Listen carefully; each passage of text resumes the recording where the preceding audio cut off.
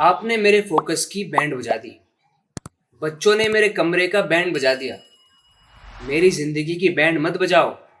क्या आपको पता है इन बातों को इंग्लिश में कैसे कह सकते हैं? तो बैंड बजाने का मतलब क्या है? ये हमारा हिंदी का स्टाइल है, हम बोलते हैं बैंड बजा दिया। वाकई में बैंड थोड़ी बजाया है। ये तो एक तरीका है बात करने का कि उन्होंने हालत खराब कर दी, बेकार कर दिया किसी चीज को। तो इंग्लिश में कैसे बोलेंगे? इंग्लिश के स्टाइल में हिंदी की बातों को कैसे एक्सप्रेस किया जाता है, आप इस वीडियो से सीखेंगे हमेशा की तरह। तो शुरू करते हैं। आप साथ के साथ एक्सरसाइज करते जाना, मतलब कि मेरे बताने से पहले आप सोचना किसी बात को इंग्लिश में कैसे कहेंगे।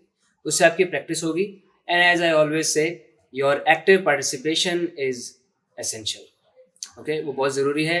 You shouldn't avoid it. Your active participation in learning is crucial. You can't avoid it.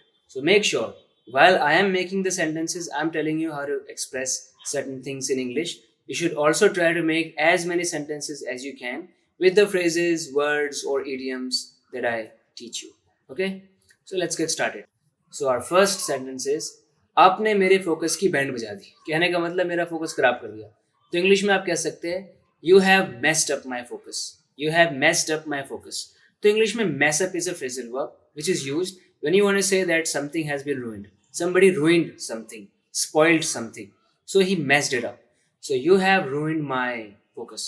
Okay? Or you have messed up my focus. बच्चों ने मेरे कमरे का बैंड बजा दिया। तो क्या कहेंगे? The children messed up my room. बच्चों ने मेरे रूम को mess up कर दिया। The children messed up my room. अभी हिंदी में भी बैंड बजा दिया या बैंड बजा दी, बैंड प्लूरल होता है। आई मीन बैंड का जेंडर क्या होता है भाई? फीमेल या मेल? बैंड बजा दी या बैंड बजा दिया, ये आप बताना मुझे। मेरी जिंदगी का बैंड मत बजाओ, मतलब मेरी जिंदगी खराब मत करो। तो कहेंगे don't mess up my life, don't mess up my life, don't रूइन my life, don't spoil my life, don't screw up my life. That's an informal expression by the way. तो इस तरह आप इस बात को बोल सकते हैं। और एग्जाम्पल्स देखिए। देखना कहीं ये गाय मेरे पौधों का बैंड ना बजा दे। जैसे मैंने पौधे रखे हुए अपने घर के सामने, उधर एक गाय आ गई तो कहीं वो पौधे खराब ना कर दे। तो मैं बोल रहा हूँ, देखना कहीं ये गाय मेरे पौधों का बैंड ना बजा दे। तो बताओ कैसे कहेंगे? सोच लिया? अब मैं बताऊं। Make sure this cow doesn't mess up my plants. Make sure जब हम हिंदी में बोल रहे हैं, देखना कहीं ऐसा ना हो जाए, देखना कहीं वैसा ना हो जाए, कहीं ऐसा ना हो जाए। जब हम हिंदी में इस तरह की बात करते हैं तो इंग्लिश में हम उस सामने वाले को बता रहे होते हैं इस चीज़ का ध्यान रखना, मतलब इसे सुनिश्चित कर लेना। तो इंग्लिश में मेक श्योर बिल्कुल सही तरीका है इस बात को कहने का। Make sure this cow doesn't mess up my plants. Make sure के बाद आप दैट लगा भी सकते हैं, नहीं भी। Make sure that this cow doesn't mess up my plants, या make sure this cow doesn't mess up my plants. कि मेक श्योर करना है कि ये गाय मेरे प्लांट्स को खराब ना कर दे। ठीक है, इस तरह आपको बोलना है। अब शायद आपने सुना होगा कि कहीं ऐसा ना हो जाए, इसको हम लेस्ट का यूज करके बोलते हैं, LEST, लेस्ट। हाँ, कुछ ऐसी जगह है जहाँ पे हम कर सकते हैं, लेकिन हर जगह पे नहीं। और दूसरी बात, it's not common in speaking. Make sure this cow doesn't trample my plants. तो हो सके आपको कोई और वर्ड पता है तो आप वो यूज कर लो। मैसअप हम यूज करें ना, बैंड बजाना कहने का मतलब है। अब पौधों के साथ क्या किया जा सकता है वो सोच लो। पौधों को ट्रैम्पल किया जा सकता है, मतलब stepping on them and damaging them, उनको खराब कर देना, उनके ऊपर पैर रख के कुचल देना। तो काव जो है वो ट्रैम्पल कर सकती है, तो उन्होंने ट्रैम्पल वर्ड यूज कर लिया। Make sure this cow doesn't trample my plants. ठीक है, आप कह सकते हैं keep an I on this cow so it doesn't रूइन my plants. इस गाय पे नजर रखना ताकि मेरे प्लांट्स को खराब ना कर दे। तो ये अलग अलग तरीके हैं इस बात को बोलने के। उन सब ने 50-50 रुपए जोड़े पार्टी करने के लिए। मैंने भी 20 रुपए जोड़े थे। ऐसा होता होगा कई बार, हम थोड़े थोड़े पैसे जोड़ते हैं कुछ खरीदने के लिए, कुछ सेलिब्रेट करने के लिए, या फिर कभी हम साथ में मिलकर कुछ काम करते हैं। तो जब 2 या 2 से ज़्यादा लोग आपस में पैसे जोड़ते हैं कुछ खरीदने के लिए, किसी चीज़ पे खर्च करने के लिए, उस बात को एक्सप्रेस करने के लिए हमारे पास इडियम होता है। आई मीन एक फ्रेजल वर्ब होता है, chip in. They each chipped in 50 rupees to have a party. मतलब पार्टी करने के लिए उन सब ने 50-50 रुपए दिए। दूसरा देखो, ध्यान दो, 50-50 रुपए। इंग्लिश में क्या बोलेंगे? 50-50 रुपीज? नहीं, ऐसा नहीं। ये हिंदी का स्टाइल है, हम बात को रिपीट करते हैं, 2 वर्ड्स को रिपीट करते हैं। ये हिंदी में ऐसा तरीका है, बट इंग्लिश में ऐसे रिपीट नहीं करना होता।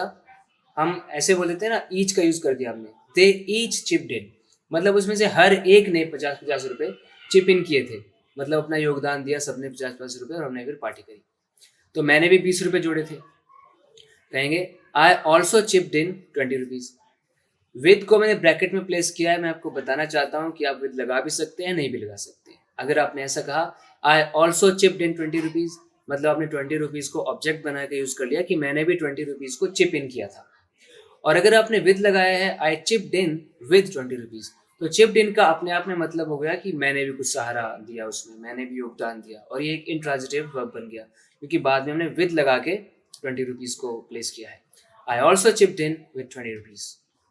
ठीक है, अब आप समझो सिर्फ पैसे देना ही चिप इन नहीं होता, जैसे कुछ काम करना हो, आपस में लोग मिलजुल के कुछ काम करते हैं तो वो जल्दी हो जाता है, ज़्यादा अच्छे से हो जाता है। तो इस तरह हाथ बटाना, मदद करना, किसी ग्रुप का पार्ट बनना, किसी चीज़ को करने में, उसको भी चिप इन करना कहते हैं। देखिए, अगर सब थोड़ा थोड़ा हाथ बटाएं तो ये जल्दी कर सकते हैं। आलू छीलने का काम मैं कर दूंगा, जैसे खाना बनने वाला है, देर बहुत हो रही है, चिंता मत करो, आलू मुझे दे देना, वो मैं छील दूंगा, बाकी सब देख लो। मतलब मैं अपना योगदान दूंगा खाना बनाने में आलू छील कर। If everyone chips in we can finish this quickly. अगर हर कोई चिप इन करे, मतलब हर कोई अगर हाथ बटाए, हर कोई मदद करे, तो हम इस काम को जल्दी खत्म कर सकते हैं। I'll chip in with peeling the potatoes. I'll chip in with peeling the potatoes. मैं कह रहा हूँ कि आलू छीलने वाला काम तो मैं कर दूंगा, मतलब मैं सहारा दे दूंगा खाना जल्दी बनवाने में, और मैं क्या करूंगा, आलू छीलने का काम कर दूंगा। तो जब आपको ऐसा मेंशन करना है कि आप किसी काम को करके मदद कर रहे हैं, अपना योगदान दे रहे हैं, तो आप चिप इन और फिर उसके बाद आईएनजी यूज कर लेना है आपको, followed by with. I'll chip in with doing something. I'll chip in with peeling the potatoes. Okay? जैसे आप में से कोई बोलेगा I'll chip in with sharing your videos to as many people as I can. कोई बोलेगा I'll chip in with suggesting some topics for your YouTube videos. मतलब आप चिप इन कर रहे हैं मुझे सपोर्ट करने के लिए, हेल्प करने के लिए। फाइन, तो इस तरह आप चिप इन का यूज़ करें। मेरे वापस आने तक यहाँ का ध्यान रखना, मैं सब देख लूँगा, ध्यान रखूँगा। बेसिक सी बात है, लेकिन मैं आपको यहाँ पर एक इडियम सिखाना चाहता हूँ। आप इसको ऐसे कहिए, hold down the fort till I come back. Hold down the fort till I come back, ये एक इडियम है जिसका मतलब होता है इस जगह का ध्यान रखो। यहाँ पे जो कुछ भी होता है, जो भी काम होते हैं, उनको ज़रा देखना, नज़र रखना सही से हो रहे हैं सब काम, या इस घर का ध्यान रखना, इस जगह का ध्यान रखना।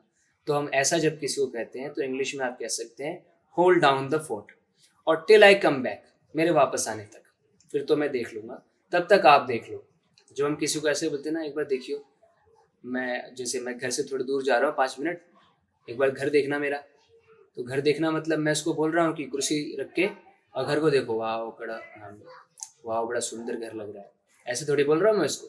देखने का मतलब ध्यान रखो, संभालो, यहाँ पे सब कुछ सही रहे। उस चीज़ को हिंदी में हम ऐसे व्यक्त करते हैं और इंग्लिश में होल्ड डाउन द फोर्ट कह के करते हैं। I'll hold down the fort, मैं सब ध्यान रख लूँगा, आप चिंता मत करो। I'll hold down the fort, don't worry। ठीक है, ज़रा 2 मिनट यहाँ का ध्यान रखना। जैसे मैं काउंटर पे बैठता हूँ और एकदम कुछ काम आ गया, यहाँ मुझे जाना पड़ गया कहीं पे बहुत ज़रूरी काम के लिए, वॉशरूम जाना पड़ गया, तो मैं क्या बोलूँगा, ज़रा 2 मिनट यहाँ का ध्यान रखना। और दूसरा देखो, उसके ना होने पे मैं ही सब संभालता हूँ, जब वो नहीं होता है तो मैं ही यहाँ देखता हूँ सब कुछ। ठीक है, तो इंग्लिश में कहेंगे could you hold down the fort for 2 minutes। 2 minute के लिए could you hold down the fort, कहने का मतलब आप ज़रा सब देख लोगे। ठीक है, आप एडियम यूज़ नहीं करना चाहते तो आप सिंपल वर्ड्स में बोल सकते हैं could you take care of everything, could you take care of everything for 2 minutes। उस देर के लिए आप हर एक चीज़ का ध्यान रख सकते हो। could you look after this place और could you watch this place। ठीक है, इस तरह आप बोल सकते हैं। नहीं तो could you hold down the fort for 2 minutes, उसके ना होने पे मैं ही तो सब संभालता हूँ। when he is unavailable, in her absence or in his absence depending on the gender, I hold down the fort in her absence। उसकी absence में, उसकी गैर मौजूदगी में मैं ही सब कुछ संभालता हूँ, सब कुछ मैं ही देखता हूँ यहाँ पे क्या हो रहा है क्या नहीं हो रहा है। I hold down the fort in her absence, when she is unavailable, when she is not here, I am the one who calls the shots। मतलब whatever I decide happens। या फिर I look after everything, I take care of everything, मैं हर एक चीज़ का ध्यान रखता हूँ, मेरी जिम्मेदारी होती है। सो I hold down the fort in her absence। ठीक है, मुझे तुमसे उम्मीद है कि तुम सब संभाल लोगे। अब कुछ इस तरह से इसको बोलना है, मैं अभी आया, इतने तुम संभाल लोगे सब। तो बताओ, आप बताओ इनको कैसे कहेंगे, उसी का यूज़ करना है। तो देखो कैसे कहेंगे, I expect you to hold down the fort। मुझे तुमसे उम्मीद है कि तुम सब संभाल लोगे। I'll be back soon, but in the meantime, can you hold down the fort? In the meantime, can you hold down the fort? मतलब उस दौरान जब तक मैं कहीं गया हुआ हूँ तब तक आप यहाँ का ध्यान रख लेंगे। मैं भी आया, संभाल लोगे सब कुछ। Would you take care of everything while I am away? मैं कहीं दूर जा रहा हूँ, देख लोगे सब कुछ। Can you hold down the fort? तो इस तरह आपको यूज़ करना है। उसे बचाने के लिए मैं जी जान लगाने को तैयार हूँ। उसे बचाने के लिए मैं जी जान लगाने को तैयार हूँ। अपने परिवार के लिए तो वो दुनिया हिला देगा। मतलब आप किसी काम को करने के लिए अपना पूरा प्रयास कर देते हैं, पूरी कोशिश करते हैं, पूरी मेहनत करते हैं किसी काम को करने के लिए। तो एक इडियम है इस बात को बताने के लिए, I am ready to bend over backwards to save him. उसे बचाने के लिए तो मैं कुछ भी करने को तैयार हूँ। मैं एड़ी से चोटी का जोर लगाने के लिए तैयार हूँ। मैं जी जान लगाने को तैयार हूँ। मैं ज़मीन हिलाने को तैयार हूँ। ये सब कहने का मतलब है कि मैं पूरी मेहनत करूँगा, पूरी कोशिश करूँगा। I am ready to bend over backwards. आप समझो ये इंग्लिश वालों ने ऐसा क्यों बनाया होगा, अंग्रेज़ों ने, बेंड ओवर बैकवर्ड्स। आप पीछे की तरफ मुड़ के देखो, बड़ी मेहनत लगती है ना उसमें, बॉडी को पीछे की तरफ जब मोड़ते हैं। तो मतलब मैं मुड़ जाऊँगा, तुड़ जाऊँगा, मर जाऊँगा, मिट जाऊँगा, लेकिन इस काम को करूँगा, मतलब पूरी मेहनत करूँगा। ये सेंस इसमें आता है। I am ready to bend over backwards to save him. अपने परिवार के लिए तो दुनिया हिला देगा वो। आप फिल्मों में देखते हैं ना, हीरो कैसे अपने परिवार के लिए दुनिया हिला देते हैं, कुछ भी कर देते हैं। आपने मूवी देखी थी अगर तुझे हो गया कुछ तो पूरी दुनिया जला देंगे? वो चला था दुनिया जलाने। तो सेंस की बात होती है, दुनिया नहीं जलाएगा, एक आदमी से बदला लेना है, नाम लेते हैं दुनिया का, दुनिया जला देंगे। दुनिया की क्या गलती है? चलो, लेट्स नॉट गेट देयर। सो अपने परिवार के लिए तो दुनिया हिला देगा, तो कहेंगे he'll bend over backwards for his family। उसकी फैमिली के लिए he will bend over backwards। ठीक है। सबको खुश करने के लिए उसने एड़ी से चोटी तक का जोर लगा दिया, मतलब पूरा अंगा ला दिया, जितना अंगा था सारा ला दिया। फिर भी राजी नहीं हुए लोग। वो तुम्हारे लिए कुछ भी कर सकता है, तो कहेंगे he bent over backwards to please everyone। हर किसी को प्लीज करने के लिए। एक तो प्लीज होता है प्लीज मेरी मदद कर दो, प्लीज ऐसा कर दो, प्लीज चुप हो जाओ। और एक प्लीज होता है किसी को खुश करना, वर्ब की तरह यूज करते हैं, प्लीज समवन, प्लीज हिम, उसे खुश करो। Don't try to please her, उसे खुश करने की कोशिश मत करो। He bent over backwards to please everyone. सबको खुश करने के लिए उसने पूरा अंगा लगा दिया, पूरा जोर लगा दिया, जो कर सकता था उसने किया। वो तुम्हारे लिए कुछ भी कर सकता है। He can bend over backwards for you. He can bend over backwards for you. अब तुम अपनी औकात से ज़्यादा नहीं बोल रहे हो। आपने किसी को बोला ऐसे कभी? कोई बदतमीजी कर रहा है, कुछ गलत बोल रहा है, तो हम उसको बोलते हैं ना, अपनी बाउंड्री क्रॉस कर रहे हो, औकात से ज़्यादा बोल रहे हो, औकात से बाहर बोल रहे हो। दूसरा देखो, उसने बदतमीजी की सीमा को लांघ दिया है, मतलब किसी ने अपनी लिमिट क्रॉस कर दी, जो उसको नहीं करना चाहिए वो किया। लिमिट होती है हर एक चीज़ की, उसको क्रॉस कर दिया। अपनी औकात से ज़्यादा नहीं बोल रहा है तू, ऐसे बोलते हैं हिंदी के स्टाइल में। इंग्लिश में आप कह सकते हैं you are overstepping your bounds aren't you. You are overstepping your bounds aren't you. So bounds मतलब बाउंड्रीज का शॉर्ट आप समझ सकते हैं। ओवर स्टेप मतलब उससे बाहर कदम रखना। So you are overstepping your bounds aren't you. औकात से ज़्यादा नहीं बोल रहा है तो, या वो कुछ ऐसा कर रहा है तो हम उसको बोल रहे हैं कि अपनी लिमिट क्रॉस नहीं कर रहा है, तो हद पार नहीं कर रहा है, मतलब कोई कुछ गलत कर रहा है जो उसको नहीं करना चाहिए, उसको हम बोल रहे हैं ऐसे, over stepping your bounds aren't you. तो वो बोल रहा है तो हम उसको बोल सकते हैं, कुछ गलत बोल रहा है वो तब बोल सकते हैं, कुछ गलत चीज़ कर रहा है तब बोल सकते हैं। भाई उसने बदतमीजी की सीमा को लांघ दिया है। He has overstepped the bounds of insolence और रूडनेस।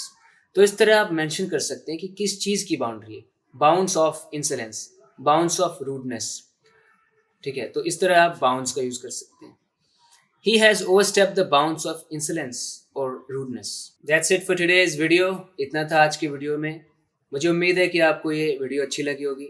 अगर आपको कुछ सीखने के लिए मिला है और इसी तरह से आप इंग्लिश सीखते रहना चाहते हैं तो इस चैनल को सब्सक्राइब ज़रूर कीजिए। Okay? That's how you are going to chip in with helping me grow this channel so that I can help a lot of people and add some value to their lives. Thank you very much for watching this video lesson. I'll come up with a new video lesson with a lot of more things for you to learn. Okay? So तब तक के लिए अपना ख्याल रखिए. Take care. Bye.